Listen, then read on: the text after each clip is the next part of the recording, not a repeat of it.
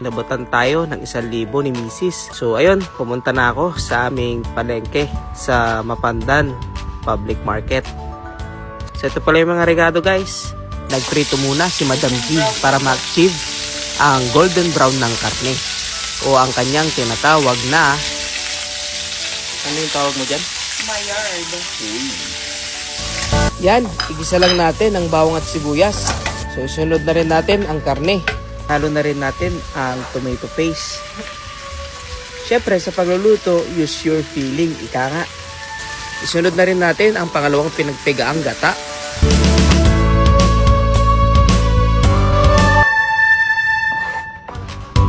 Ihalo na rin natin ang ating liver spread. So maglagay tayo ng butter. At this point, pwede na natin ihulog ang carrots at patatas.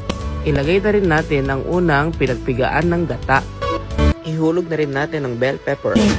Gusto nila ng cake, maanghang. Oh, yan natin. Ayun, sa wakas, ng mantika na rin. Plating na.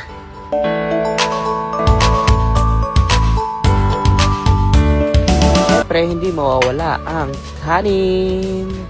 Kainan na. Hanggang sa muli. Please like and share. Bye!